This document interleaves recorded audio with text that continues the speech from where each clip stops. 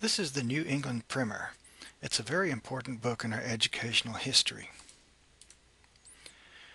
This is the title page.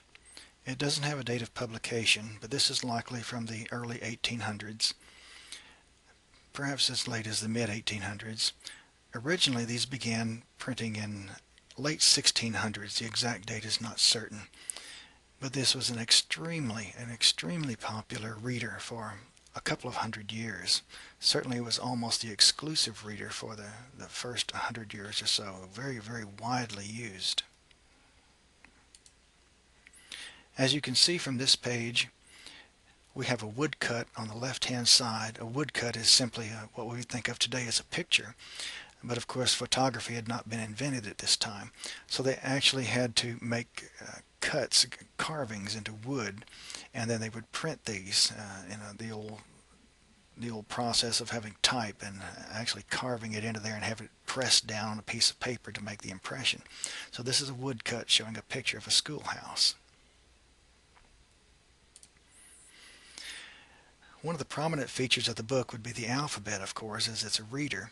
And here on the right-hand side, we see that each letter had its own little verse attached to it.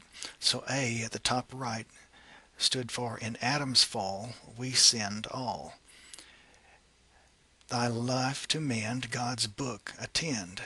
The cat doth play and after slay." So A, B, C here. We were learning our ABCs, but we were also learning a good deal of Puritan doctrine at the same time. And this is one of the reasons why the Puritans were so profoundly influential, far beyond their actual numbers, because they were always a minority in this country. Yet they were extremely influential, and one of the reasons why they were so influential is because this was the primary book for learning to read and write for so many years. Here's a continuation of that alphabet. As you can see, they'll go through the entire alphabet with a little woodcut to help with memory and something to jog the memory, and then a little verse to go along with it, illustrating. Here's the end of the alphabet. At the top, of course, time cuts down all, both great and small. So for T, and so on through the end of the alphabet.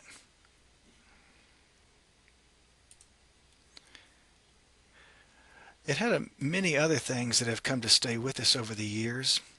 And here is one that most people will recognize over on the right-hand side under Evening Prayer for a Child. "Now I lay me down to sleep. I pray the Lord my soul to keep. If I should die before I wake, I pray the Lord my soul to take." So some of the things out of the New England Primer have been with us for hundreds of years. And they're still with us today. This is the last of the excerpts we'll be showing on this. It's a little poem here at the picture, a woodcut, about the uncertainty of life. And of course, life in this time was very uncertain. Many people died relatively young. Many women died in childbirth. Many children never made it past the first year of life. So there's a great deal of truth in this, in the words of this poem here, as life was very uncertain at the time. Again, this was an extremely important book of the time. It's really our first educational book in America, and its influence on the times and really up to the present day can hardly be overestimated.